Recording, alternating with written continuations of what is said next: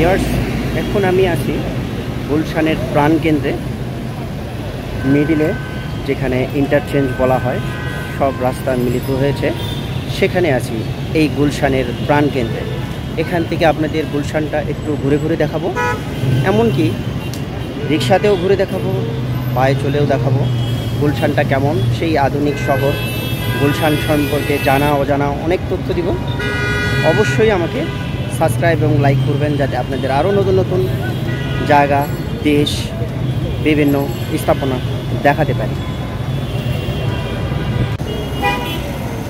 অনেক ব্যস্ততম শহর এই ডোরিন টাওয়ার। এই ডোরিন টাওয়ার নিয়ে আমার জীবনের অনেক কিছু জড়িত আছে।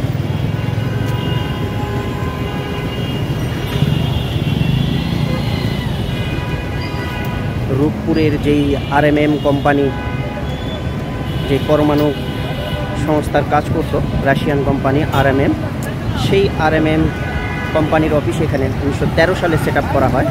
সেই সময় তাদের বিভিন্ন অফিস সেট একটা চুক্তি পেয়েছিলাম আমি, সেই চুক্তিতে কাজ করেছিলাম এই রাশিয়ান কোম্পানির সাথে। এখন আপনাদের দেখাবো সেই প্রাণকেন্দ্র। এটা বলতে পারেন নিউ ইয়র্কের টাইম স্কোয়ার, কিংবা ব্যাংককের, থাইল্যান্ডের সেই ব্যাংকক শহর। নিউ ইয়র্কও বলা যায়, এমনি ব্যাংকক সিটিও যেমন বলা যায়, তেমনি বলা যায় দুবাইয়ের সিটিও। দুবাইয়েরও এরকম অনেক সুন্দর সুন্দর সেই ধরনের বিল্ডিংও আমাদের এই গুলশানে আছে। যারা যারা এই শহরগুলো ঘুরে দেখেছেন, তাদের সাথে কম্পেয়ার করলে কোনো অংশ কম নয়। গর্বে মন ভরে যায় যখন এই শহরটি ঘুরে দেখি।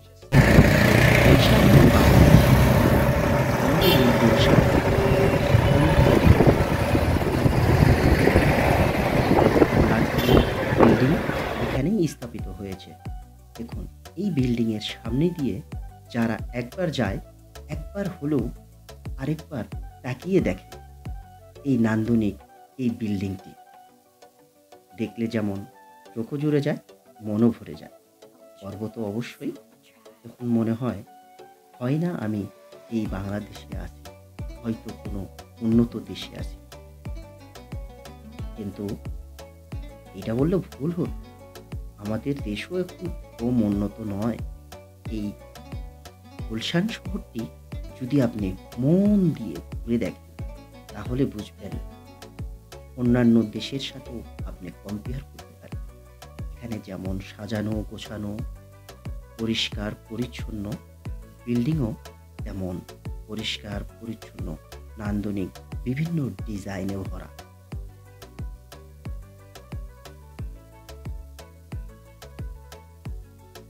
এখন কোনো বিল্ডিং আরেক বিল্ডিংয়ের চেয়েও কম নয়।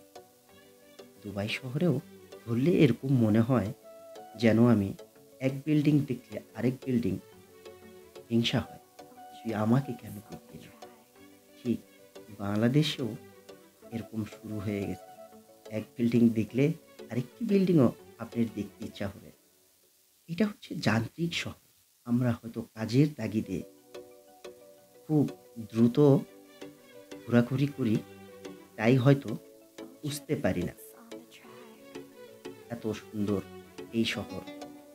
খুব দ্রুত ঘোরাঘুরির কারণে হয়তো এত সুন্দর সুন্দর উপলব্ধিও করি না যে এখানেও এত সুন্দর সুন্দর বিল্ডিং, পরিচ্ছন্নভাবে পরিবেশ আছে। যারা ঢাকার বাইরে থাকেন, তারাও হয়তো বুঝতে পারেন না আমাদের দেশেও এরকম মডেল টাউন আছে।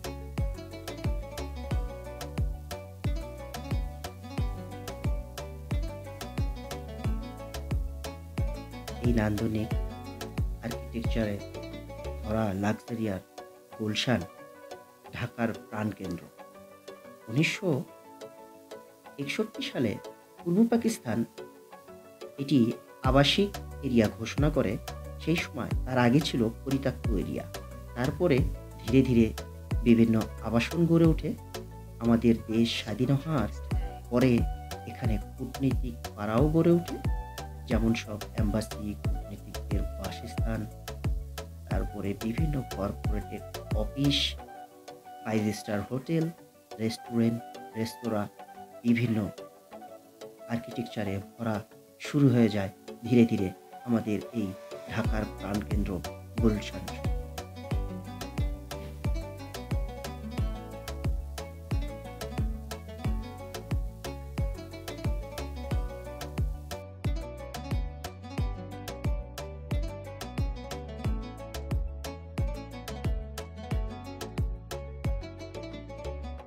এখানে এত সুন্দর সুন্দর স্থাপনা, এত সুন্দর পরিকল্পিত নগর, পরিষ্কার এবং পরিকল্পিত বিল্ডিং দেখলে মন জুড়ে যায়। আপনারও মন জুড়ে যাবে। হয়তো এইভাবে কোনো সময় হয়তো আপনি খেয়াল করে দেখেনি আমাদের শহরটা এত সুন্দর, সাজানো গোছানো। কাজের তাগিদে দ্রুত গেছে, দ্রুত আসছেন, কিংবা আমাদের ঢাকার বাইরের যারা থাকেন তারাও হয়তো কাজ না থাকার জন্য এই এরিয়াগুলো ঘুরেও দেখেন কিংবা এখানে আসেও। পিছে একটি পার্ক ছেড়ে আসলাম, যেটা কামাল আতাতুর্কের নামে তার স্মরণে করা হয়েছে। তুর্কির কামাল পাশার নাম অনেকেই জানেন, যারা তুর্কির বিভিন্ন সিরিয়াল দেখেছেন। সেই তুর্কি স্বাধীনতার জন্যে বিভিন্ন দেশ থেকে যেই কামাল আতাতুর্কের অনেক অবদান ছিল, তার নামে নাম করা হয়েছে সেই পার্কটি, কামাল আতাতুর্ক। এখানে আরও লেক আছে, বিভিন্ন পার্ক আছে, ঘোরার জায়গা আছে।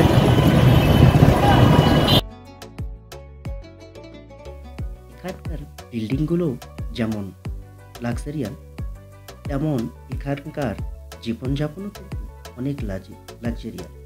এখানে যারা বসবাস করেন তারা কিন্তু অনেক লাক্সারিয়ালভাবেই চলাফেরা করেন। এখানে যেমন সুন্দর সুন্দর রাস্তাঘাট, বিল্ডিং, তেমনি বিনোদনেরও অনেক জায়গা আছে। আশেপাশে অনেক বিনোদন কেন্দ্রও আছে, যাতে আপনি বুক ভরে নিঃশ্বাসও নিতে পারেন।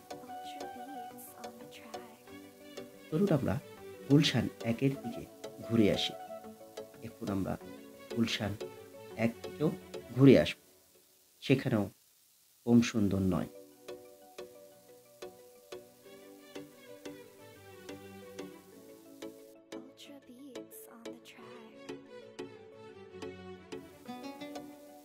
ভিউয়ার্স, আপনারা এই বিল্ডিং শহর দেখতে দেখতে হয়তো ভুলে যাবেন, আমাকে হয়তো সাবস্ক্রাইব করবেন। অবশ্যই সাবস্ক্রাইব এবং লাইক অবশ্যই করবেন।